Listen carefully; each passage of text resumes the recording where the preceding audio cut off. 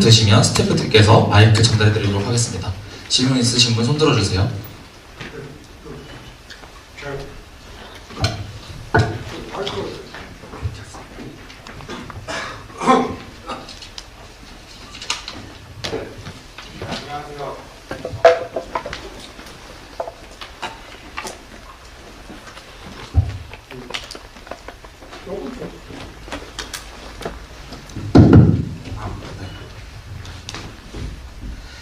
네, 안녕하세요. 서울대학교 25학번 전기정보공학부 정민상입니다. 오늘 강연 정말 인상 깊게 들었는데요. 그 전부터 시장님의 이제 정책을 항상 응원했던 입장에서 한 가지의 걱정 이런 게 있었습니다. 현재 시장님의 연세가 적지 않은 연세이신데 시장님이 앞으로 정치 인생의 목표나 본인의 역할이 어디까지로 생각하시는지 궁금합니다.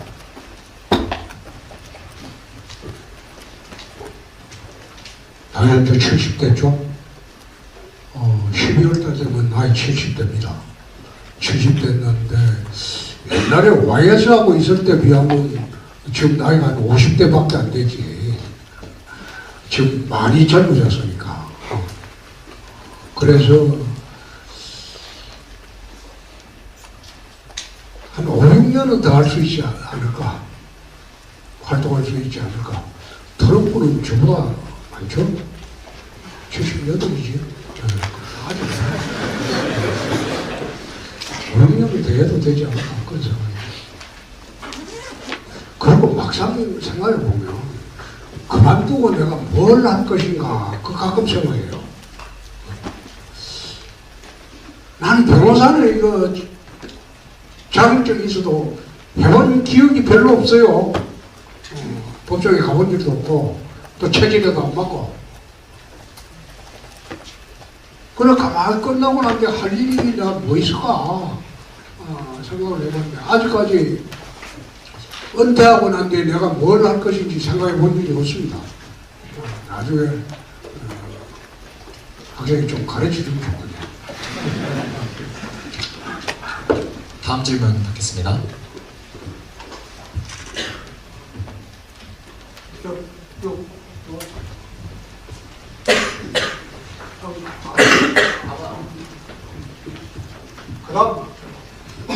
네, 경제학부 2학년 이지환입니다. 시장님 강연 정말 잘 들었고 특히 통합이라는 키워드가 정말 인상 깊게 다가왔는데요. 한 20년 전부터 통합이 유달리 안 되고 있다는 식으로 말씀해 주셨는데 국정 최고 책임자였던 대통령들에게서 문제점을 찾는다면 어떠한 점들이 문제였는지 혹시 의견이 있다면 여쭙고 싶습니다. 통합에 대한 대통령들의 문제가 무엇이었는지에 대해 질문 주셨습니다. 아무나 대통령이 되려고 하는 사람들은 통합 이야기를 합니다. 그리고 대통령이 된 박근혜 대통령도 국민 통합이라고 했어요. 100% 국민 통합. 근데 100% 국민 통합이라는 건 전체주의 국가죠. 그 말이 안 되죠. 그래서 통합 정신을 갖고 좌우 공존하는 보수 진보가 공존하는 세상을 안 만들어 보는 게 나는 꿈이지. 그 통합이라는 그 명제는 있지만 그 명제를 달성을 하기는 어려울 거예요. 이 전체주의 국가지. 국민이 전부 하나가 될 뿐이고 전체주의 국가지. 다양성이 있어야죠. 반대도 있어야 되고. 그렇지만은 보수 진보가 공존하고 좌우가 공존하는 그런 세상을 만들어줘야 되지 않느냐. 그 만드는 기본 철학이 각자에게 그의 것을 준다는 거예요. 너도 인정하고 대신 나도 인정해 주라. 그런 생각으로 정치를 해야지 한국 정치가 제대로 굴러가지 않겠다. 그런 생각입니다. 예, 안녕하십니까. 존경하는 홍준표 시장님. 저는 25학번 경제학부 양원겸이라고 합니다. 시장님께서는 진영 논리가 가장 큰 문제라고 계속 생각하신다 말씀하셨습니다. 저는 그 부분에 전적으로 동의하는데 더 근본적인 문제는 소위 제가 말한 감성 대한민국이라고 생각합니다. 그 연예인 감성량 그냥 제가 하는 말인데 뭐 연예인들이 뭐 음주운전 이런 걸 하면 바로 나락에 가지만 정치인들은 뭐 음주운전한 사람이나 입시 비리 그리고 테러한 사람들도 떳떳하게 정치를 한다고 저는 정치를 국회의원 배지를 달고 있다고 저는 생각합니다. 그래서 우리나라 정치판에서는 상식이나 이성적인 사고가 아니고 감성으로 정치를 한다고 생각합니다. 또한 선동도 우리나라 정치판에서 많이 일어나지 않습니까? 후쿠시마 선동이나 사드 때도 후쿠시마 같은 것도 다 우리 어민들 다 죽는다고 난리였었는데 지금 한 7차 정도 반려했는데 지금 정치판에서는 싹 입을 닫고 있지 않습니까? 그래서 저는 이 진영 논리보다는 이 상식 보수, 상식 진보라는 게 우리나라 좌우 통합이 제일 중요한 중요한 걸 생각하는데 신영님께서는 이에 대해서 어떻게 생각하십니까?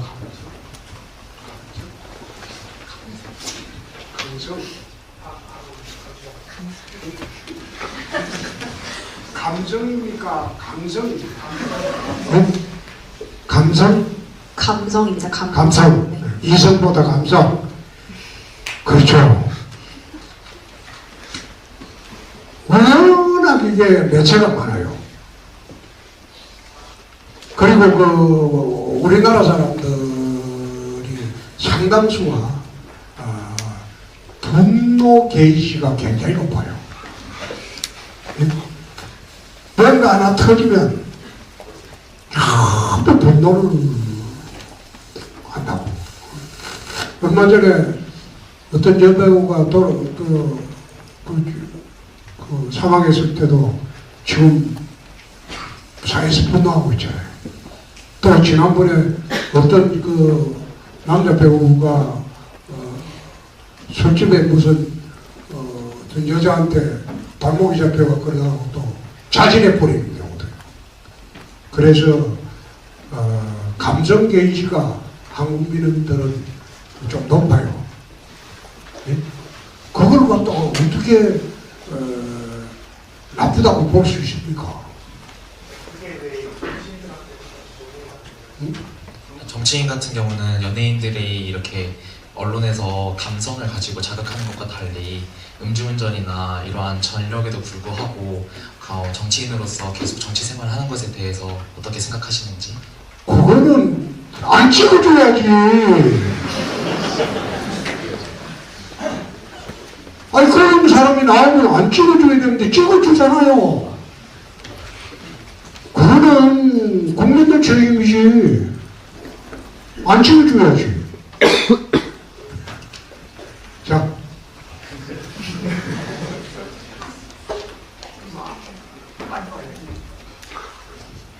나 배고파.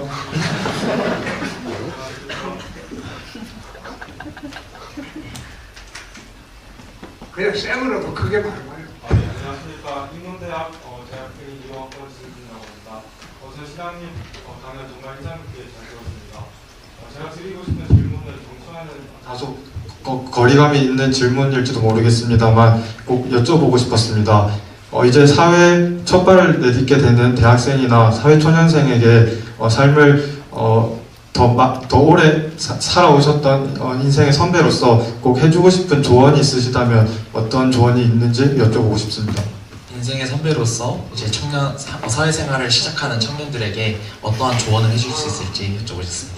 사실 나는 대학교 때 고학을 했습니다. 그때 고학이라는 게 가정여섯부였어. 가정여섯부라서 나 대학 축제에 참가해본 일도 없어요. 그러니까 월수건 화목토를 학교 마치면 전부 가정교사로 뛰어다니는 그 시절입니다. 근데 지금은 좀 풍요로운 사회가 됐죠. 사회가 풍요로운 사회가 됐기 때문에 나는 여러분들은 정말 대학의 낭만을 좀 즐기면서 대학생활을 했으면 참 좋겠다. 세월이 지나고 나면 대학 시절이 그렇게 기억이 난다고 합니다. 대학 시절에. 그래서 대학 시절은 미팅도 많이 하고 그 다음에 뭐 여자친구도 많이 사귀어도 오고 우리 뭐 대학 다닐 때 어떤 친구는 수첩 갖고 자랑하는데 월화수목금이 여자가 다 틀리더라고요. 아 진짜 그래요. 월화수목금이 다 틀리더라고요. 야, 난네 재주 좋다. 그러면 얘는 자기 친척집에 아르바이트가 돈을 많이 받았는데 그 돈을 전부 월화수목금 그 아가씨한테 다 쓰는 거예요. 나중에 보니까 장가갈 때는 엉뚱한 여자 데리고 오더라고. 그래서 대학 시절에는 좀 낭만이 있었으면 좋겠다. 공부도 하니까 공부라는 거 결국 여러분들이 훨씬 잘할 거 아닙니까? 여기 다 공부 선수들만 모였는데 집중력의 문제야. 시간의 문제가. 그 나머지 시간은 낭만도 좀 즐기면서 저희들 시절에는 순정의 시대라고 할 수 있죠. 지금 시대가 많이 바뀌었죠. 근데 저희들 시대는 순정의 시대라서 저는 저희 집사람이 국민연대 안암동 지점의 그 행원이었는데 대학교 3학년 때 돈 찾으러 갔다가 내가 마음에 들어가지고 넉 달을 따라다녔어요. 그래가지고 지금 76년 10월 30일 날 만나가지고 지금까지 몇 년입니까? 거의 50년 가까이 살고 있죠. 하고 있는데 나는 우리 집사람 만나는 바람에 성공을 했습니다. 안 그랬으면 우리 집사람 말이 재밌어요. 당신은 내 안 만났으면 서울역 지하차도에서 노숙자하고 있었을 것이다. 그 이야기예요. 지금도 둘이 같이 늙어가면서 대구 내려가면 둘이만 살거든. 애들이 서울 다니고 왔다 갔다 하면서 재밌게 살아요. 세상을 객관적으로 보면 한없이 암담하지만 세상을 낙관적으로 보면 이 세상이 참 즐거운 곳이에요. 이거 다 해주고 오늘 12시다.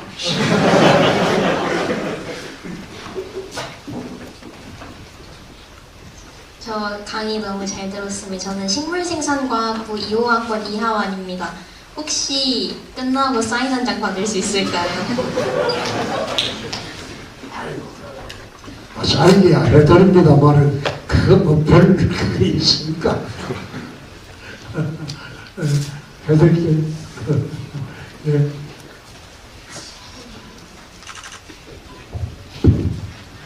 네, 감사합니다. 안녕하세요. 저는 경제학부 23학번 최은석이라고 합니다.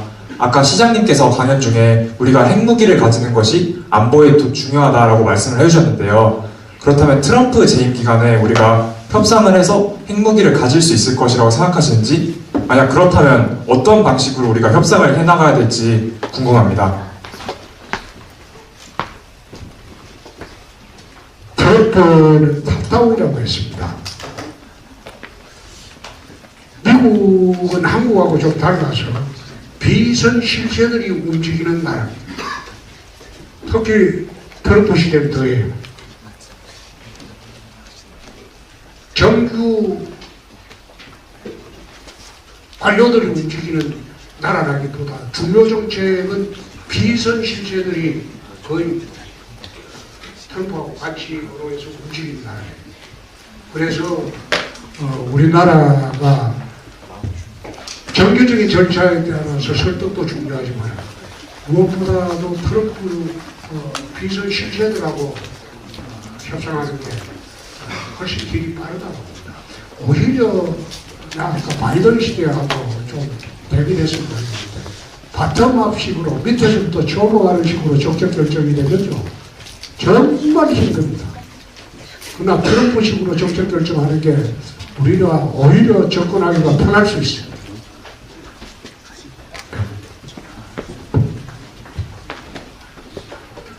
저기 여학생 저 뒤에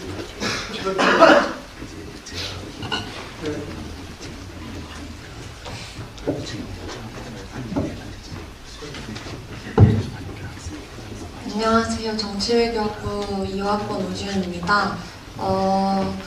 오늘 강연 주제로 시대의 정신을 들고 오셨는데 아까 질문에 답변해 주신 것 중에 저출산 문제에 대한 해결책으로 페미니즘과 가족애를 말씀해 주셨어요. 근데 저는 지금 세계화가 진행되고 있는 시대, 그리고 개인주의가 더욱더 심화되고 있는 시대에 그 가족애라는 말이 저출산에 적절한 해결법이 되지 않는다고 생각하셔서 이 부분에 대해서 다시 한번 의견을 묻고 싶습니다.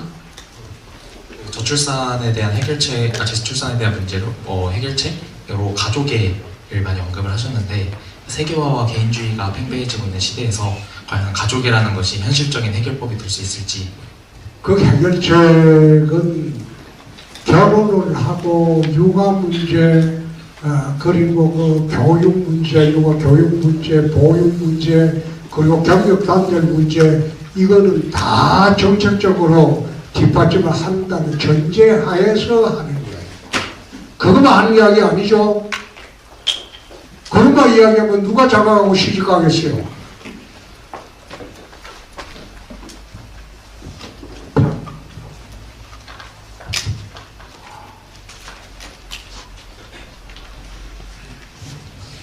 이러다가 내가 12시 넘기겠는데 그러지 말고 딱 묻고 싶은 분 세 분만. 잠시만요. 자, 안녕하십니까. 저는 지구환경과학부 이사학번 윤서준인데요. 저는 포항항사를 목표하는 사람으로서 교육에 관해서 질문하고 싶은데 현재 사교육비가 매년 최대치로 증가하고 있는 시점에서 재작년에는 대통령이 직접 수능 시장에 개입하는 사건까지 일어났는데요. 이렇게 교육열이 과열되고 있는 시점에서 시장님께서는 어떻게 해결법을 가지고 있으신지 또 어떤 정책을 제시하실지 그 의견을 듣고 싶습니다. 근데 이제 윤석열 수능의 난이도 관련해서 좀 개입을 하셨다라고 사교육계에서 논란이 되고 있는데요. 이런 사교육계의 좀 활성화 혹은 너무 과욕에 대한 해결책에 대해 좀 나는 입시정책의 기본은 지금 입시정책보다도 수능 정시로만 뽑는 게 옳겠다. 입학 사정관계 없애고 그리고 학생부 없애고 EBS 교재를 중심으로 수능 1년에 2번 봐가지고 2번 중에 좋은 성적으로 대학 가는 게 옳겠다. 수시제도도 없애고 입시제도가 바뀌었으면 좋겠다. 그런 생각입니다. 그런 생각이고 수능 난이도 거기에 대해서 정부가 개입해서는 안 되죠. 근데 수능이라는 게 결국은 분별력이 있어야 될 거 아닙니까? 분별력이 있으려면 어느 정도까지 7, 80%까지는 평야에 출제하더라도 나머지 10%, 20%는 분별력 있는 문제가 나와야지 우열이 가려지죠. 나는 그게 전부 전편일률적으로 그 문제 내는 것도 옳지 않다고 봅니다. 우리가 대학 들어갈 때 본고사에서 수학의 게임 이론이 나왔는데 나는 그 게임 이론이라는 것을 수학 시간에 들어본 일도 없고 그 종로학원에서 풀었던 문제래요. 근데 대학 우리 들어갈 때 수학에 그게 나왔는데 대학 1학년 들어가니까 게임 이론을 설명을 해주더라고. 근데 그런 문제가 우리 손도면 됐어요. 근데 그 문제를 이미 풀어본 애들이 있어요. 이주라는 게 그렇죠 뭐. 난이도가 있고 어려운 문제도 나오고 대통령이 그 개입을 하는 것이 적절치가 않죠. 수능출제위원들이 있는데. 예. 네, 질문 2개만 더 받도록 하겠습니다. 네, 뒤에 검은 옷 입으신 남성분.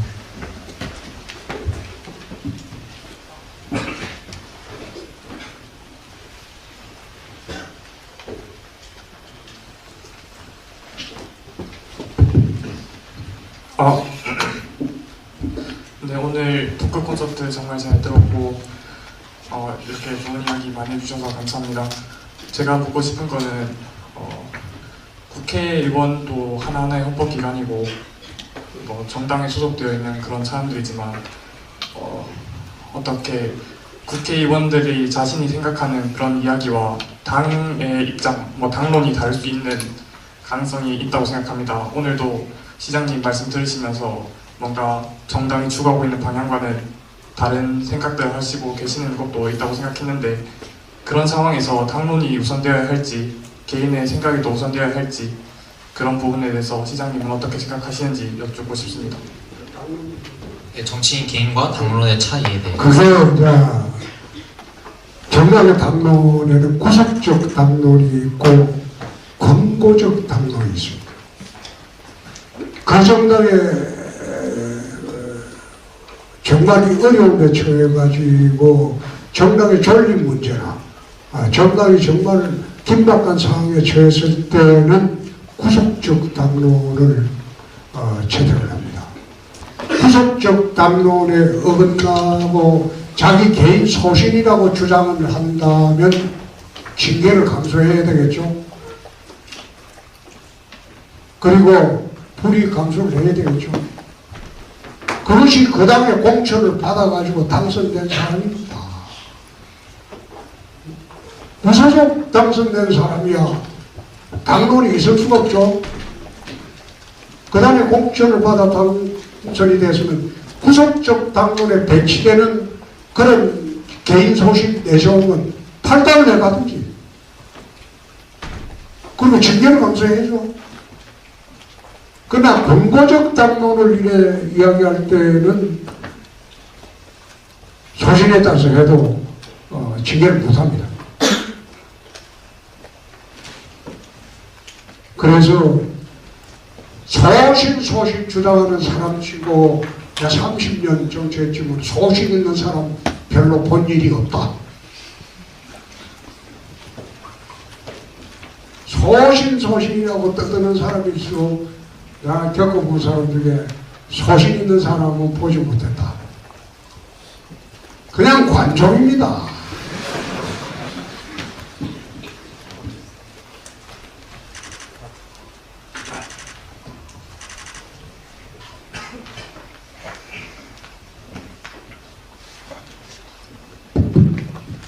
네, 시장님 안녕하세요. 경제학부 1학년 이상주입니다.